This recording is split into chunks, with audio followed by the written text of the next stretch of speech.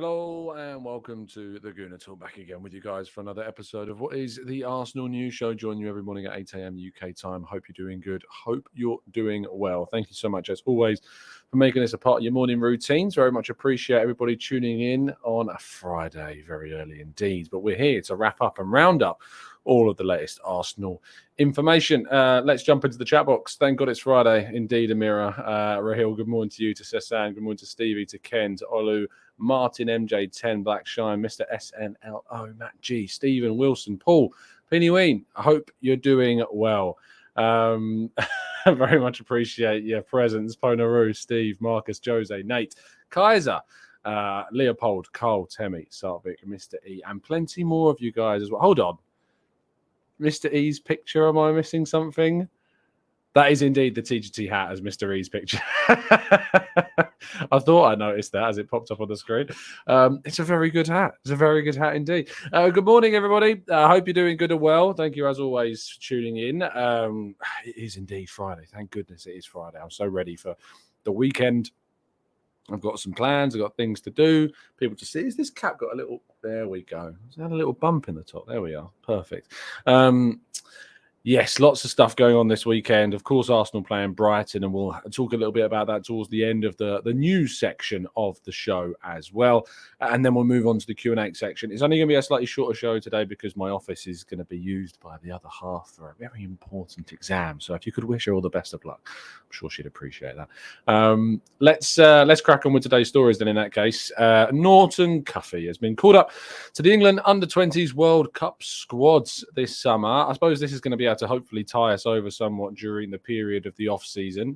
There is international football still to get involved with, including the Under-20s World Cup, in which we'll be able to see some of the young stars playing and involved in. Brooke Norton-Cuffy, the Arsenal representative in this side, has obviously played in the Championship with Rotherham and still involved in the Championship with Coventry as they made the playoffs. And we wish Brooke Norton-Cuffy the best of luck in both the playoffs and at the England Under-20s World Cup 2. So, yeah, some fantastic news for Brooke Norton-Cuffy, a player who is highly rated, but I think still needs to develop somewhat more before he gets his opportunity, perhaps at Arsenal. But who knows? We'll wait and see. Now, Arsenal are rumoured to be facing Barcelona this summer in a friendly. Now, they're already playing the MLS All-Stars in Washington, D.C. will then be followed by a game against Manchester United in New York's MetLife Stadium, and where Barcelona might face Arsenal. I'd say the fact that this has not been reported, I think Arsblog put it best when he tweeted saying that it's a bit lazy that it's not been reported where this game will be taking place. Make of that what you will. Moving forwards, and some bad news to discuss, unfortunately. And William Saliba and Zinchenko are said to be out for the rest of this season, which is a real blow. And I think a bit of a shock to the majority of us. When Zinchenko was taken off against Newcastle, the assumption was that this was a tactical change because he was kind of getting roasted a couple of times on that right-hand side, and we wanted to bring Tierney in for some defensive security. Now, some people have tweeted me saying, "Did we maybe were we too quick to praise Arteta's proactiveness with the substitution of Zinchenko?" I still think that it's more so that the injury was discovered a little bit later, and that the injury was not. It didn't occur in the game. That's why he took it off. It occurred and kind of progressed after he was substituted. And I think that's probably led to a decision being made for him to be out for the rest of the season, which is a real shame. William Saliba as well will not be back. This is all according to David Ornstein of The Athletic, who reported this yesterday. And it's a big frustration. Mikel Arteta will be facing the press a little bit later on this afternoon. You'll be able to get all the updates from that from football.london with me covering the live blog. Very, very frustrating to see this information come out yesterday. And hopefully Kieran Tierney now coming into that team in left back for the next 3 games. We assume anyway, you assume it's going to be Tierney. We'll be able to show why he's an asset, or at least at a very minimum, we'll be able to show what he's capable of in terms of course, raising his value, let's say, between now and the end of the season.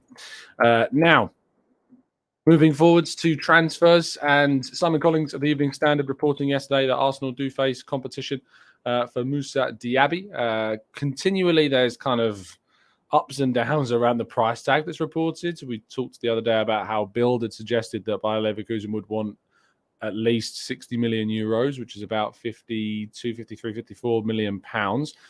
Simon went on record yesterday saying that the figure could be in around the 65 million pound mark. So there's some fluctuation in the reporting around the price tag. How much he eventually will go for remains to be seen, of course. But there are a number of teams interested, including Arsenal, PSG, Newcastle, even Real Madrid have been mentioned as a side that have got an interest in Moussa Diaby, who has had a fantastic season again, second season in a row. He's had a really strong goal scoring and assisting season in the Bundesliga and beyond.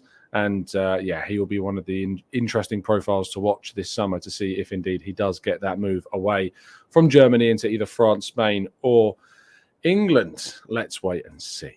Now, Arsenal's headline transfer story is that Palace are set to, according to the Evening Standard, place a £50 million price tag on the head of Marc Guehi.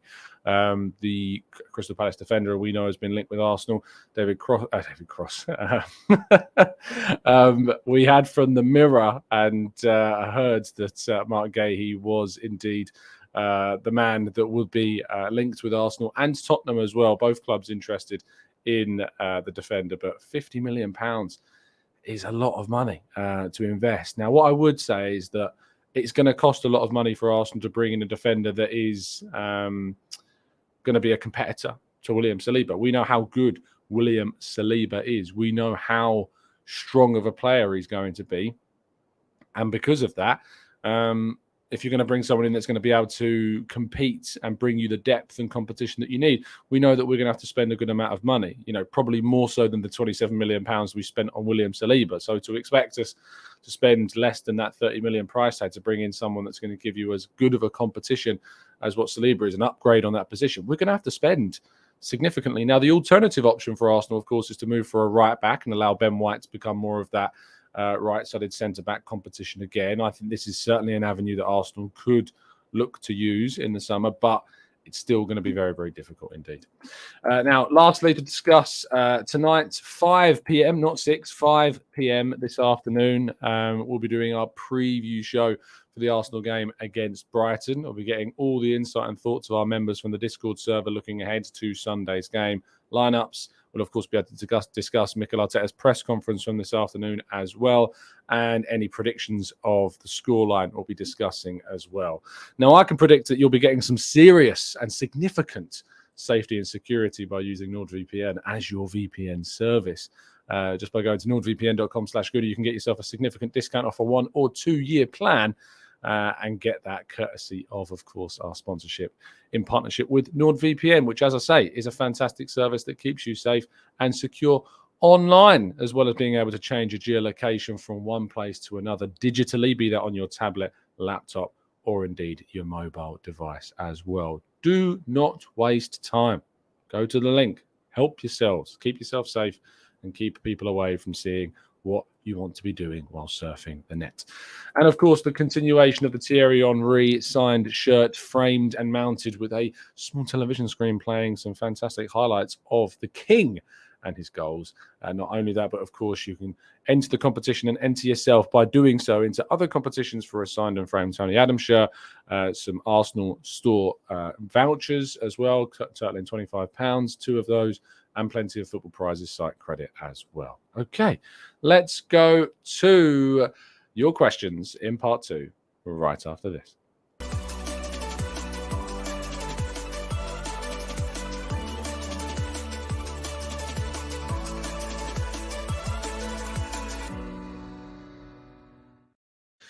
Right, let's go through as many of your questions as we can in the short space of time that I've got left on this morning's show. Alpha says, I think PDW needs a TGT high visibility cap for his community service after all of this chat abuse. Yes, look, I mean, yeah, He brings it on himself. That's all I can say, is that he brings it on himself. Moving into some more serious questions. Tulip says, if received £35 million or around that figure, would you sell Emile Smith-Rowe? No, I think I'd be needing to go over 50 to be tempted into allowing Smith-Rowe to be moved on. He's just not worth it. £35 million, it's just not worth it. I think we may be talking about 50s plus to even consider allowing Smith-Rowe. And it would also depend on who the club were that were coming in for him as well. I think that would need to factor into any potential decision-making also. Let's go to Dano, who says, surely Kulusevski is the best option for a winger. Lack of Champions League affects Spurs' clause. He's available for 35 million and he's an Arsenal fan. Not had the best of seasons, but I've said on the channel before, I think he would make a good competitor to Bukayo Saka, and it would annoy Spurs fans a lot. And that's always worth having a look at a possible thing as well. Matt G says, is Eric Ten Hag to blame for our bad injury luck? No, but he is to blame for being just wildly off of the mark. He'll be reveling in this fact, by the way, that his words, have preceded an event which now we've seen us unfortunately lose loads of players. Hopefully we see some improvements in that area in the future, and that we're going to bring in enough depth that injuries won't be as much of a problem as they have been for us this season.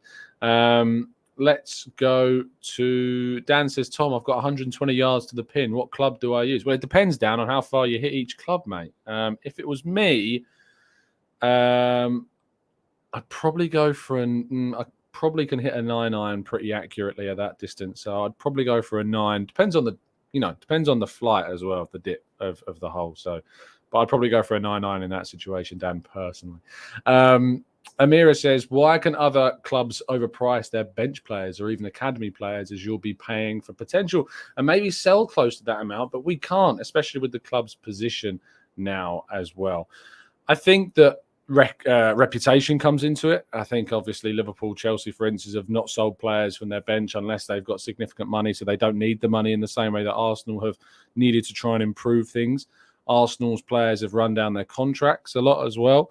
Pepe is going to be on 1 year. Maitland-Niles is going for free. Cedric's going to be on 1 year as well. Xhaka's on 1+1. Who else have we got that we need to move on? Tavares will be on 2 to 3 years. Lokonga, 2 to 3 years. I mean, I think we should be able to get some decent money for players in the summer, but expecting us to kind of get the £24 million Rhian Brewster deal, I don't think it's going to happen, but we'll wait and see. Maybe we can do that. Balogun, for instance, I think if we move him on, we have to get over 30 for him. Have to. Tierney, if we move him on, I think we have to try and get as close to 40 as we can. So let's wait and see what happens in the summer. Lynn says, Tom, as we are going to be playing at another level next season, would you bring in ready-made players who have been used to playing at that level rather than still bringing in less experience? I think you can afford to do both, Lynn. I think that you can, in certain positions, add experience still. And I think, you look at the defense in particular. Holding is our most experienced player, and he's probably going to be replaced. We hope he's going to be replaced in the summer. I wouldn't mind bringing in some experience. I think we've seen teams benefit from bringing in players that add that experience into the team. So there's nothing wrong with that. So yeah, potentially I'd look at the defensive areas, an area that could afford to have some experienced options in there. But, the forward line, I think I'd be looking at a younger option. The midfield, I think I'd certainly be looking at younger options. So I think it's a mix, but it needs to be quality. That's what has to happen. We need to make sure that we've got quality coming through the doors and not just bringing in players for the sake of it. Gunnar Dude says, would you know when it will be confirmed if any games are being broadcast by Sky BT on the last day of the season? No, I don't. It's not my field, I'm afraid, Gunnar Dude. But I'd be shocked if Arsenal wasn't one of those games. It depends, I suppose, if indeed they are involved on the final day. If they can still win the title on the final day, perhaps that will be shown then. But I'd be surprised if we didn't know that. Sean says, hey, when do the Arsenal kits for the new season usually go on sale? I did see a rumour that we're not going to wear the new kit on the last day of the season. I can't confirm that. I don't know if that's true, but I saw a rumour flying about that was the case. We saw last season that, of course, we wore the new kit on the final day of the season against Everton.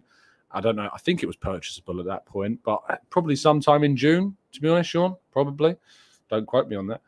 Josh says Zinni hasn't been at his best creativity-wise recently, and Arteta would have never dropped him for a more defensively KT. So it's okay, right?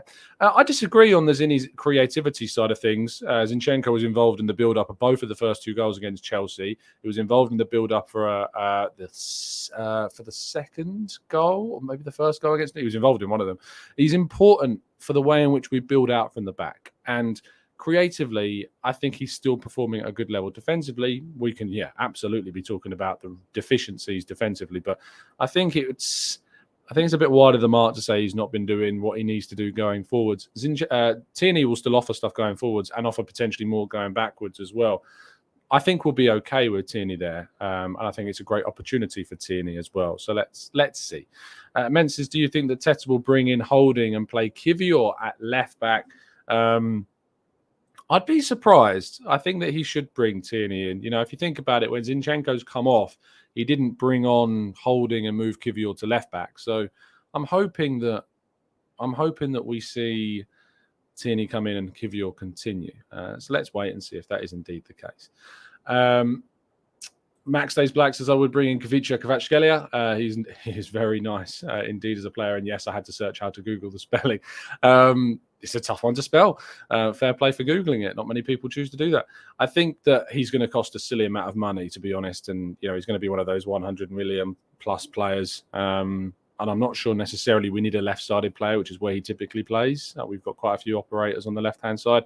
We need more so someone who can operate in competition with Saka than the left-hand side. And Daniel Roberts' thoughts on Reading getting relegated. Very sad indeed. Hopefully you bounce back very quickly and respond and go back straight into the Championship. But it feels as though it's been coming for a bit, which is a shame. But that often happens. It shows you the competitive nature of the Championship. Like, there's just so many former Premier League teams in that league now. It makes it very, very, arguably more competitive than the Premier League, at times as well. Let's go to Marcus says, rumour a Balogun plus cash to West Ham for Rice. If so, how much cash? From the way that West Ham are talking, probably 70 million plus Balogun at this rate. That's the way we're heading, maybe even more, who knows? But I haven't seen that personally. Would I do it? Absolutely. I think that's a good way to kind of bring Rice in. I think then we'd have to still move for a forward because I think that we need to upgrade upon Nketiah and Jesus as a pair. I think that pair needs to be leveled up with somebody else. But we could also bring in maybe potentially a wide right player as well to add competition to the forward line who's versatile too. We've got Trossard, of course, who can still play as a centre forward also. Matthew says, thoughts on Ruben Neves. He's someone whose contract is up pretty soon. I like Ruben Neves. I just think there are better midfield options for us than him. If it was him, it means that we wouldn't have been able to get some other primary targets. But I do like Ruben Neves. I just think there are players that are better that we could potentially get, like your Caicedos and players like that. I think that's where we should be aiming. Declan Rice's and Caicedo's for your deeper midfield options that have the ability to go forwards. Ikwan says, hey Tom, are we already giving up on Marquinhos as a potential challenge to Saka for his place? A bit, yeah. We've not particularly been too impressed with him at Norwich. He will play for Brazil. He's been called up for the under-20 squad for the World Cup, so he's also going to be involved. So let's see. Let's see if that does improve. Nico says, would you be happy if Zubimendi comes in? Again, I think Zubimendi comes in if we don't get Rice. So I'm really on the Rice train at the moment, and I'm hoping that happens. If we don't get him and it's to be Zubimendi or someone like that, we're going to hopefully get someone very very, very decent indeed. It's an interesting question in the chat that I've not actually heard anything about. No, there's no update on Burnley for whoever was asking about them. Just Googled it. No update at the moment. Phil Wade says, Tom, surely Arteta will scrap the inverted left back now that Kieran Tierney's playing. Could you see Ben White doing the inversion more? I mean, if we've watched Tierney play, he inverts now. He started to invert. You see him pop up between the two centre-backs quite often when he plays now. He's trying to play the system, and that's the way that we play.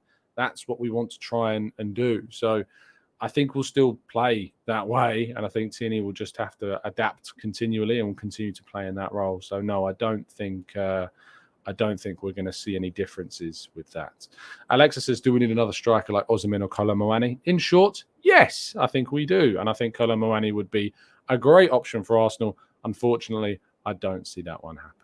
Thank you ever so much, guys, for tuning in. Really appreciate your time, as always. As I mentioned earlier, we'll be bringing you a preview show at 5 p.m. UK time. So do set your alarms, set your notifications to on so you don't miss that show. But yeah, do drop a like on the video. Subscribe to the channel if you're new around here with those notifications turned on so you never miss a show. Mikel Arteta's press conference will be coming this afternoon. We'll be doing the live blog over at football.london. Thank you for listening. And as always, up the Arsenal.